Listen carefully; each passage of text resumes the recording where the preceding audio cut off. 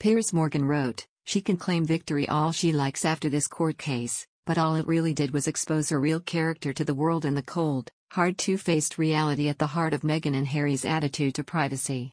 As we've seen with stunning regularity since they quit Britain supposedly for the quiet life in America, they're quite happy to cash out their privacy for millions of dollars to the likes of Spotify, Netflix or Oprah Winfrey. As with her proud use of a royal title bestowed by an institution that she constantly damages, Meghan Markle wants to have her cake and eat it. But if I were her, I'd stick the celebratory champagne back in the fridge today. Thanks to this court case, we've now seen what the real Meghan looks like, forked tongue and all. It's not a pretty sight. I thought of this incontrovertible truism today when news broke that Meghan Markle had won her privacy court battle with the Mail on Sunday. Her victory response was issued within seconds, on regal notepaper adorned with a gold M under a golden crown, and headlined, "Statement from Meghan, the Duchess of Sussex."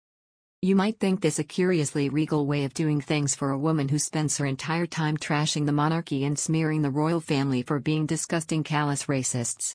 Just as you might be amused to see Ms. Markle position herself as the victim of painful lies given how much pain she's caused with her own alleged whoppers.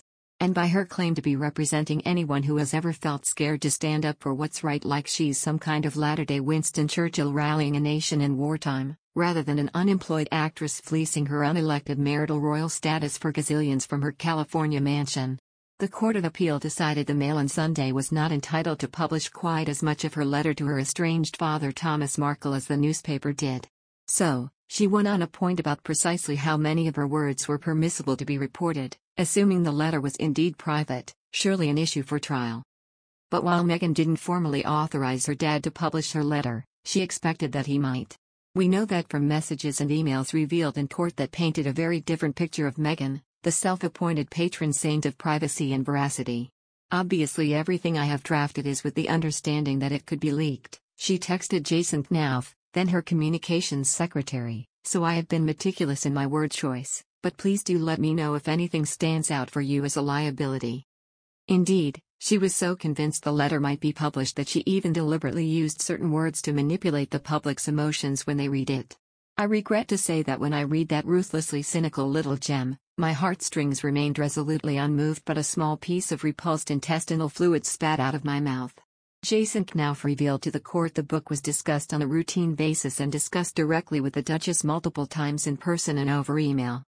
She even provided him with a list of background reminders on her life story ahead of his 2-hour meeting with the book's authors.